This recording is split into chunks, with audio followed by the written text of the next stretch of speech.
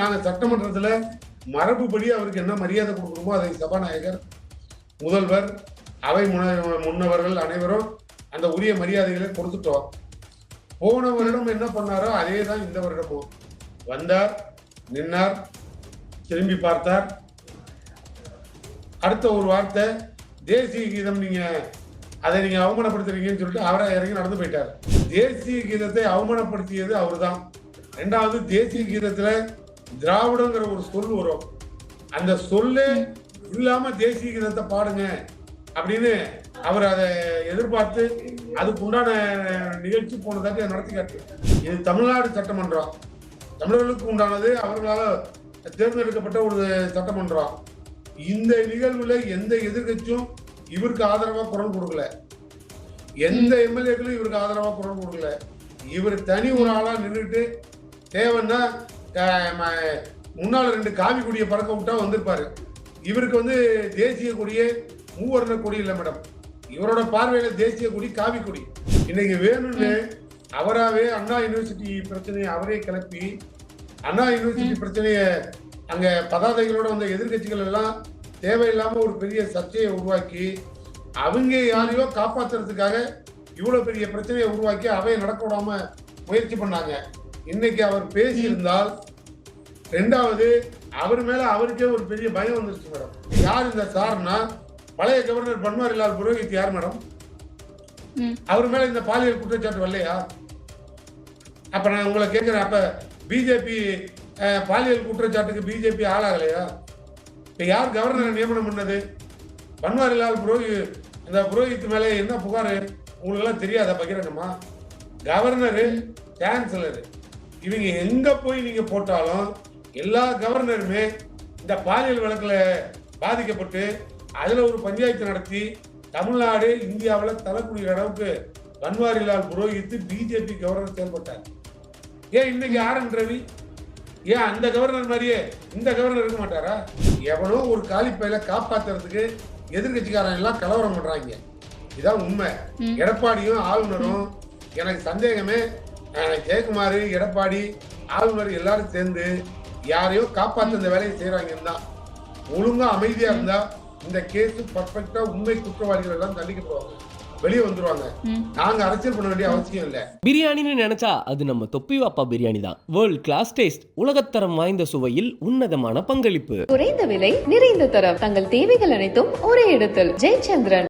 இந்த ஆண்டினுடைய முதல் சட்டப்பேரவை கூட்டத்தொடரை ஆளுநர் அவர்கள் அவருடைய உரையோட தொடங்கணும். ஆனால் உரைக்கு முன்னாடியே அவர் அவையிலிருந்து வெளியேறி இருக்காரு, சட்டப்பேரவையை புறக்கணிப்பு செய்திருக்காரு, வெளிநடப்பு செய்திருக்காரு. எப்படி புரிஞ்சுக்கலாம்? இதை எப்படி பார்க்குறீங்க நீங்க? அவரை நாங்கள் பெரிய லெவலில் அவர்கிட்ட நாங்கள் எதுவும் எதிர்பார்க்கல மேடம். ஏன்னா இது ரொட்டீனாக அவர் பண்ற டியூட்டி அது. அதாவது இப்படி எடுத்து எதிர்பார்க்கணும். ஒருவேளை அவர் நினைக்கிற சட்டமன்றம் இது இல்லை. ஏன்னா இது திராவிட ஆட்சியோட சட்டமன்றம். ஒருவேளை அவரு RSS ஆட்சிக்கு அதனுடைய சட்டமன்றம் அமைஞ்சாதான் அவர் முழுமையா நின்று ஆர்.என். ரவி முழுமையா அதை கடமையை நிறைவேற்றி செல்வார்னு எங்களுக்கு ஒரு நம்பிக்கை. அதனால எங்க திராவிட மாடல் ஆட்சியில அவரோட படியை அவர் முழுமையா நிறைவேற்ற மாட்டாரு. அது எங்களுக்கு ஏற்கனவே தெரியும். ஆனால் நாங்க சட்டமன்றத்துல மரபுப்படி அவருக்கு என்ன மரியாதை கொடுக்கணுமோ அதை சபாநாயகர், முதல்வர், அவை முன்னவர்கள் அனைவரும் அந்த உரிய மரியாதைகளை கொடுத்துட்டோம். போன வருடம் என்ன பண்ணாரோ அதே தான் இந்த வருடமும். வந்தார், நின்னார், திரும்பி பார்த்தார். அடுத்த ஒரு வார்த்தை, தேசிய கீதம் நீங்க அதை நீங்க அவமானப்படுத்துறீங்கன்னு சொல்லிட்டு அவரை இறங்கி நடந்து போயிட்டார். தேசிய கீதத்தை யார் அவமானப்படுத்துறான்னு நாட்டு மக்களுக்கு அனைவருக்கும் நன்றா தெரிஞ்ச ஒன்றுதான் மேடம். முதல்ல உள்ள வந்தவுடனே தமிழ்தாய் வாழ்த்து, அதற்கு பின்னால் அடுத்த பணி முடிஞ்ச பிறகு தேசிய கீதம். போன தாட்டி தேசிய கீதம் பாடுறதுக்கு முன்னாலேயே அதை அவமானப்படுத்திட்டு ஓடுனதும் அவர் தான். இப்ப இந்த முறையும் அதே மாதிரி தேசிய கீதம்ங்கிற ஒரு பேரை சொல்லிட்டு அவராவே எரிஞ்சு ஓடிட்டாரு. அப்படி பார்த்தா எனக்கு தெரிஞ்சு என்னோட பாணியில நான் சொல்லணும்னு சொன்னா, தேசிய கீதத்தை அவமானப்படுத்தியது அவர் தான். ரெண்டாவது, தேசிய கீதத்துல திராவிடங்கிற ஒரு சொல் வரும். அந்த சொல்லு இல்லாம தேசிய கீதத்தை பாடுங்க அப்படின்னு அவர் அதை எதிர்பார்த்து அதுக்கு உண்டான நிகழ்ச்சி போனதாட்டி நடத்தி காட்டு. அப்படி பார்த்தா தேசிய கீதத்துல இருக்கிற திராவிடங்கிற வார்த்தையை தவிர்த்ததுனால தேசிய கீதத்தையே அவமானப்படுத்தின தேச துரோகி தான் நம்முடைய ஆளுநர் RN ரவி.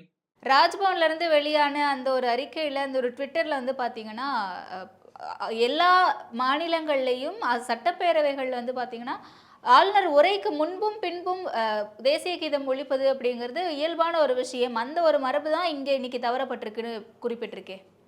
நாங்க சட்டமன்றத்துல தீர்மானமே போட்டு தமிழ் தாய் வாழ்த்து தான் பாடணும்னு கொண்டு வந்து ரெடி பண்ணி வச்சுட்டோமே மேடம். அப்புறம் அதை விட என்ன இருக்கு? நான் கேட்கறது மேடம், இது தமிழ்நாடு சட்டமன்றம். தமிழர்களுக்கு உண்டானது, அவர்களால தேர்ந்தெடுக்கப்பட்ட ஒரு சட்டமன்றம்.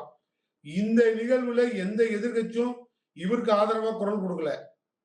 எந்த எம்எல்ஏக்களும் இவருக்கு ஆதரவா குரல் கொடுக்கல.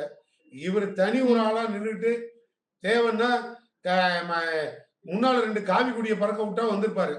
இவருக்கு வந்து தேசிய கொடியே மூவர்ண கொடி இல்ல மேடம். இவரோட பார்வையில தேசிய கொடி காவி கொடி. அதனால இந்த கவர்னரை நாங்க காவி கவர்னரா தான் பாக்குறோம். தமிழக கவர்னரா பார்க்கல. கடந்த ஆண்டு இல்ல, இப்ப முந்தைய ஆண்டுகள்ல ஆளுநர் அவர்கள் உரையிலிருந்து சில வார்த்தைகளையும் தலைவர்களுடைய பெயர்களையும் புறக்கணிச்சாரு, இல்ல உரையவே வந்து படிக்காம புறக்கணிச்சாரு, வெளிநடப்பு செய்தாரு அப்படிங்கறத பார்த்திருப்போம். ஆனா இந்த முறை உங்க மேல எல்லாம் குற்றச்சாட்டை முன் வச்சிருக்காரு. மேடம், இந்த முறை நாங்க இப்ப அவையில் அவர் நின்று இருந்தாருன்னு வச்சுக்கோங்க, ஒரு ஒரு 10 நிமிடம் அவர் எல்லாம் முடிச்சிருந்தா, ஏன் 11ஆம் தேதி கவர்னர் உரையின் மீது முதல்வர் கவர்னர் பேசுறாரு, அப்ப நீங்க பதில் சொல்லுவாரு. அப்ப கூட பாருங்க, இன்னைக்கு வேணும்னு அவராவே அண்ணா யூனிவர்சிட்டி பிரச்சனையை அவரே கிளப்பி, அண்ணா யூனிவர்சிட்டி பிரச்சனைய அங்க பதாதைகளோட வந்த எதிர்கட்சிகள் எல்லாம் தேவையில்லாம ஒரு பெரிய சர்ச்சையை உருவாக்கி, அவங்க யாரையோ காப்பாத்துறதுக்காக இவ்வளவு பெரிய பிரச்சனையை உருவாக்கி அவையை நடக்க விடாம முயற்சி பண்ணாங்க. இன்னைக்கு அவர் பேசியிருந்தால், 2வது அவர் மேல அவருக்கே ஒரு பெரிய பயம் வந்துருச்சு மேடம். என்ன காரணம்னு கேட்டா, இந்த அண்ணா யூனிவர்சிட்டியில யார் அந்த சாருங்கிற பதாதையோட வந்தான். நான் இப்ப என்ன சொல்றேன்னா, யார் அந்த சார்? அண்ணா யூனிவர்சிட்டி, ஒட்டுமொத்த யூனிவர்சிட்டியும் யாரோட கண்ட்ரோல்ல இருக்கு?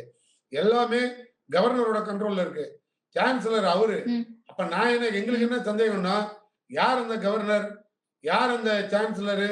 2மே இவர் தானே. யூனிவர்சிட்டி யார் கண்ட்ரோலு? இவர் கண்ட்ரோலு. அப்ப யார் அந்த சார்னா, ஏன் அந்த RN ரவியாவே இருக்கக்கூடாது அந்த சார்? எங்களுக்கு அந்த சந்தேகம் வராதா? நாங்க இதை அவரை பார்த்து கேட்க மாட்டோமா? அவர் ரொம்ப ஈஸியா எவன் போய் புகார் கொடுத்தாலும் அண்ணா பல்கலைக்கழகத்துக்கும் தமிழக அரசுக்கும் தொடர்பே இல்லையா? அப்படிதான் சொல்ல வரீங்களா? மேடம், நீங்க இப்படி பார்க்கணும். யூனிவர்சிட்டிக்குள்ள நடக்கிற சான்சலர் இவரு, வைஸ் சான்சலர் போட வேண்டிய பொறுப்பும் அவருது. நிர்வாகம் முழுக்க அவங்க தான் பார்க்கணும். ரிஜிஸ்ட்ரார்லாம் எல்லா யூனிவர்சிட்டி முழுக்க அவர் பார்க்கணும்.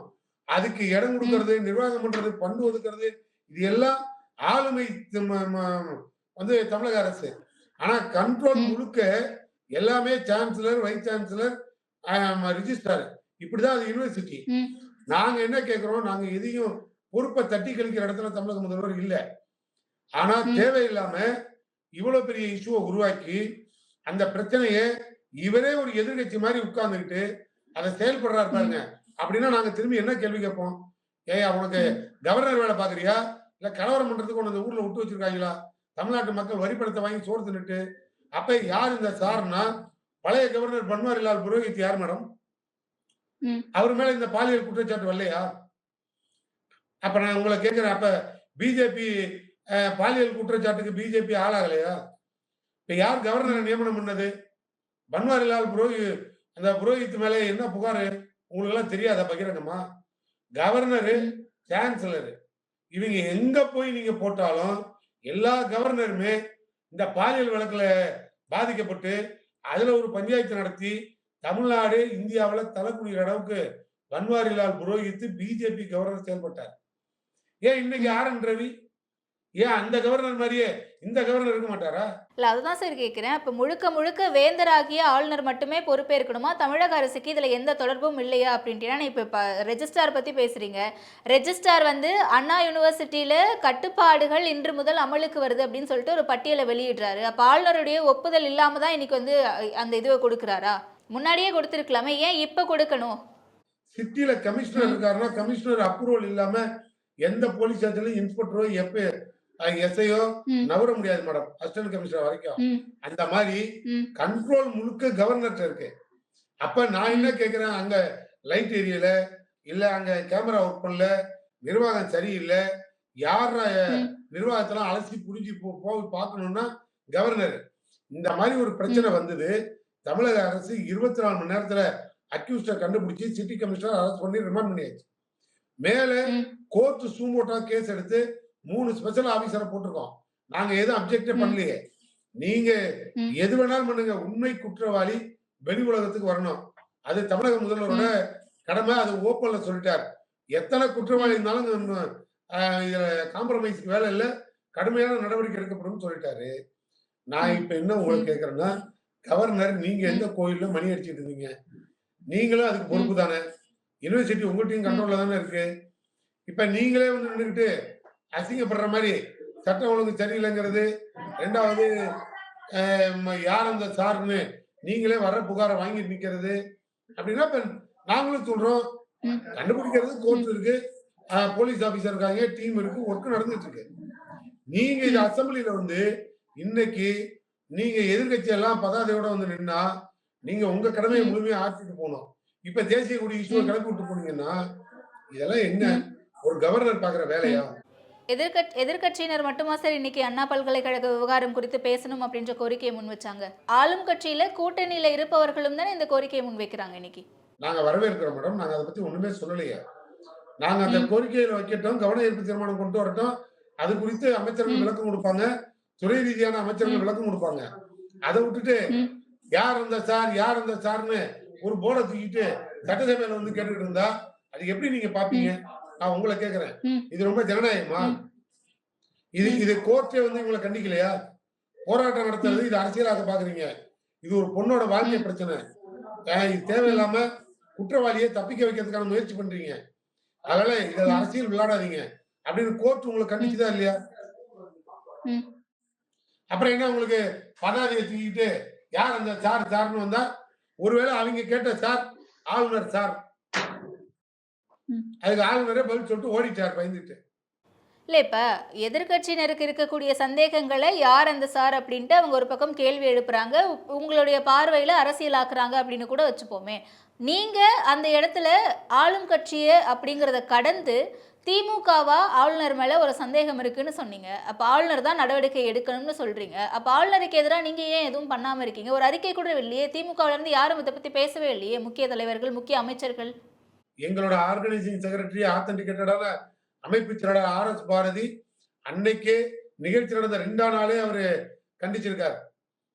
ஏன் கவர்னர் இதுக்கு பொறுப்பெடுக்கணும், கவர்னர் நிர்வாகத்தை உள்ள வந்து பார்க்கணும், வைஸ் சான்சலர் போடல, சான்சலர் நீ உன்னோட நிர்வாக சீர்கேடு, நீ தான் இதுக்கு முழு பொறுப்பெடுத்து பார்த்திருக்கணும்.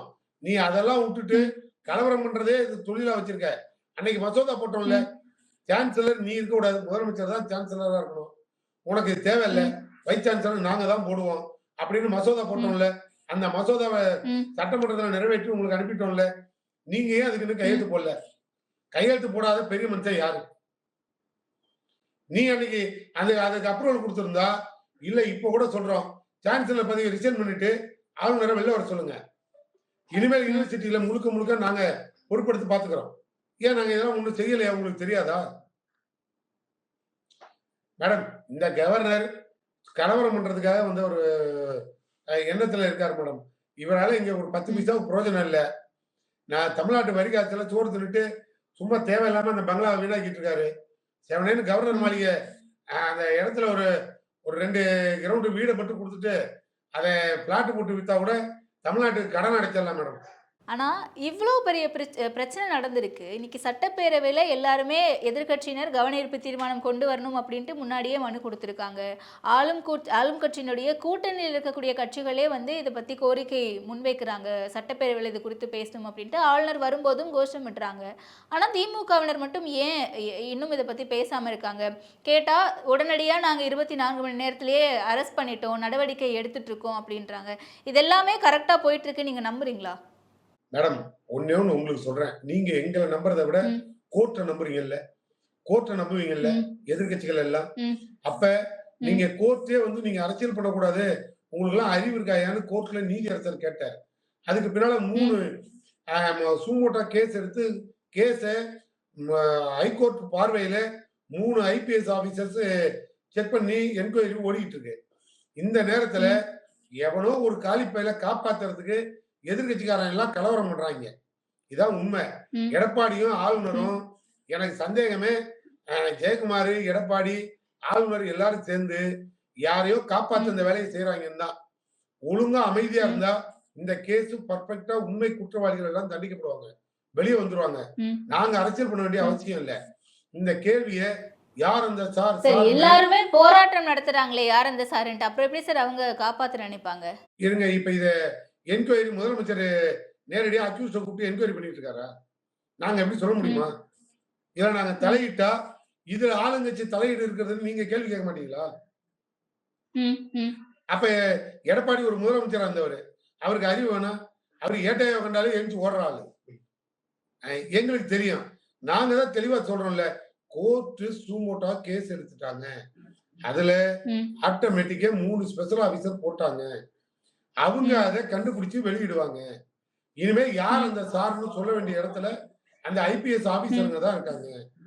நீங்க அதை விட்டுட்டு எங்களை போய் யார் அந்த சார் யார் அந்த சார்னா ஆளுநர் 1/2 மணி நேரம் இருந்தா அந்த ஆள் பிடிச்சு கொடுத்துருப்பேன். சரி சார், அப்ப இங்க போராடுறதுக்கு கூட உரிமை கிடையாது, போராடுறதுக்கு கூட இந்த அரசாங்கம் விட மாட்டேங்கிறாங்க, காவல்துறையை விட்டு கைது செய்ய பண்றாங்க அப்படின்னு சொல்லிட்டு நிறைய குற்றச்சாட்டுகள் முன்வைக்கிறாங்களே, அதெல்லாம் எப்படி புரிஞ்சுக்கலாம்? லாண்ட் ஆர்டரோட சிச்சுவேஷனுக்கு தகுந்த மாதிரி தான் இஷ்யூ பேஸ்ல போலீஸ் தான் அந்த முடிவு எடுக்கிறாங்க. அப்படி போலீஸ் அனுமதி தர மறுத்தால் ஆர்எஸ்எஸ்க்கே தமிழ்நாடு அரசாங்கம் அனுமதி கொடுக்கல மேடம். ஆனா கோர்ட்ல போய் அனுமதி கொடுத்தா இனிமே அது கோர்ட்டோட முழு பொறுப்பு. கோர்ட் சொல்ற போலீஸ் கொடுப்போம், கோர்ட் சொல்ற பார்வையை பார்ப்போம். அந்த மாதிரி அனுமதி மறுக்குதுன்னா இது கவர்மெண்ட் இவனுக்கு கிண்டல் பண்றதுக்காக விமுகன்னு பண்றாங்க. கோர்ட்ல போய் பர்மிஷன் வாங்கி போராட்டம் நடத்திட்டு அனுமதி கொடுக்கட்டும். ஏன் எங்கள்கிட்ட அனுமதி கேட்டு மறுத்தால், காவல்துறை மறுத்தா நீதிமன்றம் தான் போய் அனுமதி கேட்கணும். அதை விட்டு ஏன் தமிழக அரசுல மணி அடிக்கிறீங்க? உங்க கூட்டணி கட்சியில இருக்கக்கூடிய சிபிஎம்ல இருந்து மாநில செயலாளராக இருந்த கே பாலகிருஷ்ணன் அவர்கள் பொது மேடையில பேசுறாரு, இங்க தமிழகத்துல அறிவிக்கப்படாத அவசர நிலை இருக்கு அப்படின்னு சொல்லிட்டு, கருத்துரிமை இருக்கு அப்படின்னா அந்த விமர்சனத்தை ஏத்துட்டு இருந்திருக்கணும்ல. முரசொலியில அடுத்த நாள் அவரை விமர்சனம் செய்து ஒரு கட்டுரை வந்திருக்க கூடாது மேடம். ஒண்ணு புரிஞ்சுக்கணும், அவர் எங்க கூட்டணி கட்சி. அவரை நாங்க கூப்பிட்டு வச்சு திட்டினாலும் அவர் எங்களை திட்டினாலும் நாங்க 2 பேரும் எங்களுக்குள்ள கருத்து, அதை நாங்க முடிவு பண்ணிக்கிறோம். நான் அதை பத்தி ஒண்ணும் தப்பு இல்லை. அவரு அறிவிக்கப்படாத எமர்ஜென்சின்னு சொன்னா அவர் எவ்வளவு அனுபவம் இருந்த தலைவர். எமர்ஜென்சி வந்தா அவர் போய் பொதுக்கூட்டத்துல பேசிருக்க முடியுமா? மாநாடு நடத்த முடியுமா? இதுக்கு நாங்க விளக்கம் கொடுத்து முரசொலியில ஒண்ணு போட்டோம். இவ்வளவுதான். எதிரிகள் விரிக்கும் வலையில போய் நீங்க யாரும் சிக்காதீங்கன்னு சொன்னோம். புரிதல் வேணும்னா நேருக்கு நேரா கேளுங்கன்னு சொல்றோம். நாங்க ஏன் மேடம் இதெல்லாம் யோசிக்க போறோம்? கூட்டணி கட்சியா இருந்தானே எதிர்கட்சியா இருந்தானே எல்லா கட்சியுமே மக்கள் நலன்ல எதிர்கட்சி மாதிரியே செயல்படுத்தோம். நாங்க ஆளுங்கட்சியா பதில் சொல்ற தயார். ஆட்சிகள் மாறிக்கிட்டே இருந்தாலும் சமரசம் இல்லாமல் பாலியல் குற்றங்கள் அப்படிங்கிறது தொடர்ந்து நடந்துகிட்டே தான் இருக்கு. நம்ம பார்த்துக்கிட்டே இருக்கோம், கண்டனங்கள் இருக்கு, போராட்டங்கள் இருக்கு, எவ்வளவு நடந்தாலும் நடந்துட்டே இருக்கு. ஆனா இதுவே அதிமுக ஆட்சியில நடந்திருந்தால் திமுகவினர் எத்தகைய போராட்டத்தை முன்னெடுத்திருப்பாங்க, எப்படி களத்துல நின்றுப்பாங்க? அப்ப அவங்களுக்கு இந்த மாதிரியான போராட்டத்தை தடுத்திருந்தா அவங்களும் இதே குற்றச்சாட்டத்தை முன் வச்சிருப்பாங்க. அதுதானே அவங்க பண்றாங்க மேடம். இப்ப அக்யூஸ் மணிப்பூர் மாதிரி கையில துப்பாக்கி கையில எடுத்துக்கிட்டே நேரா ராணுவ பாதுகாப்போடயே ஒரு பொண்ணை கூட்டிட்டு ஊரே சேர்ந்து கற்பழிச்சான். அன்னைக்கு இந்த மோடி என்ன ஊருக்கு போனாரு, எடப்பாடி என்ன ஊருக்கு போனாரு? இது ரெண்டும் மோடி எடப்பாடி எல்லாம் அன்னைக்கு என்ன டெட் பாடியா? நான் கேக்குறேன். சார், அத கம்பேர் பண்ணாதீங்க சார். நீங்க சார் அப்ப அப்படி நடந்தா மட்டும் தான் இங்க பிரச்சனையா? அப்ப அந்த மாதிரி நடந்தா மட்டும் தான் பேசணுமா? இங்க என்ன நடந்தது? ஒரு பொண்ணுக்கு ஒரு பிரச்சனை, அதுவும் 24 மணி நேரத்துல அக்யூஸ்ட கைது பண்ணியாச்சு. தனி ஸ்பெஷல் டீம் போட்டாச்சு. அக்யூஸ்ட 24 மணி நேரத்துல பிடிக்கலன்னா கைது பண்றதுக்கு துப்பு இல்லையான்னு கேட்பீங்க. பிடிச்சிட்டா இன்னும் கூடுதலா யார் அந்த சாருமீங்க, யார் அந்த சார்னு கேக்குறவங்க அந்த சார். அதை கண்டுபிடிச்சு கொடுக்க வேண்டிய பொறுப்பு கோர்ட்டு போட்டிருக்க ஸ்பெஷல் டீம் கிட்ட இருக்கு. இங்க எந்த உரிமைகளும் பறிக்கப்படல. எல்லாருக்கும் எல்லா உரிமைகளும் வழங்கப்பட்டிருக்கு. தமிழ்நாடு திமுக ஆட்சின்னு சொல்றது பதிலாதான் திராவிட மாடல் ஆட்சின்னு சொல்றோம். இந்த விவகாரத்துல ஆளுநர் அவர்கள் மேல நீங்க குற்றச்சாட்டை வைக்கிறீங்க. அவர் தான் வேந்தரா இருக்காரு, அவருக்கு கீழே தான் பல்கலைக்கழகங்கள் இயங்குது, அவர் தான் உரிய நடவடிக்கை எடுத்திருக்கணும் அப்படின்ட்டு. ஆனா தமிழக வெற்றி கழகத்தை சார்ந்தவர்கள் அவரை போய் நேர்ல சந்திச்சிருக்காங்கல்ல, ஆளுநரை சந்திச்சு மனு கொடுக்கறதா இருக்கட்டும், இந்த மாதிரியான சிக்கல்கள் வரும்போது ஆளுநரை போய் பார்த்து பேசுறது, அவர்கிட்ட மனு கொடுக்கறது எல்லாம் எப்படி புரிஞ்சுக்கலாம்? தலைவர் அவர்களே நேரா போய் பார்த்திருக்காரு தமிழக வெற்றி கழகத்துல இருந்து விஜய் அவர்கள், எப்படி புரிஞ்சுக்கலாம் அதை? மேடம், அவருக்கு அவருக்கு அரசியலே தெரியாது மேடம், ஒண்ணுமே தெரியாது மேடம். சும்மா அவரு என்னைக்கோ ஒரு நாள் மாநாட்டுக்கு ஒரு ஷூட்டிங் போட்டானுவோ, வந்தாரு, கலந்துக்கிட்டாரு, நேரா திரும்பி போய் வீட்டுல படுத்திருக்காரு. அதான் அவர் என்னைக்காவது மக்கள் பிரச்சனை இறங்கி களத்துல வந்து நிக்கட்டும் மேடம், மதிச்சு பதில் சொல்லலாம். ஏன் மேடம், 10 புள்ள பெத்தவளுக்கு தலைச்ச முள்ளகாரி வைத்தியம் பண்ண கதையா இருக்கு. அதான் அவர் அரசியலுக்கே அன்பிட் மேடம். வந்து நின்னு பேசி மக்களோட 2.5 கலந்து ஒரு 4 போராட்டத்துல அந்த ஆளு ஜெயிலுக்கு போட்டோம். அப்புறமா புரியும். மாநில உரிமைனாலும் தெரியாது, மக்கள் நலன்னாலும் தெரியாது. அவங்க எல்லாம் சுயநலத்துக்காக ஒரு கட்சி ஆரம்பிக்கிறாங்க. நீங்க அவங்களும் ஒரு பெரிய அரசியல் கட்சின்னு என்கிட்ட வந்து கேள்வி கேட்குறீங்களா மேடம்? அவன் ஒன்னே ஒண்ணு உங்களுக்கு ஆனஸ்டா பதில் சொல்றேன். விஜயை பொறுத்த முடியல உங்க அப்பா யார் வேணா கட்சியை ஜனநாயக நாட்டுல யார் வேணா கட்சியை தொடங்கலாம் அப்படின்னு சொல்லிட்டு உங்க கட்சியை சேர்ந்தவர்களும் அமைச்சர்களும் சொல்லியிருக்காங்க. அதன் அடிப்படையில அவங்க இன்னைக்கு ஒரு ரெஜிஸ்டர் பார்ட்டியா இருக்காங்க. அதனால இந்த கேள்வி கேட்க கூடாதா? ஏன் கேட்கட்டும் மேடம், நான் திரும்பி சொல்றேன். அவருக்கு அந்த கவர்னரே பதில் சொல்லுவாரு. அவரு கூட சந்தேகம் வந்து கவர்னர்கிட்ட போய் ஒருவேளை நீதானா ஐயான்னு கேட்டிருப்பாரு. என்னை பொறுத்தவரை நான் வேணா என் பாணியில் அப்படித்தான் சொல்லுவேன். அவங்க அப்பா கட்சி ஆரம்பிச்சாரு, அவங்க பொண்டாட்டி கிடைச்சிச்சு.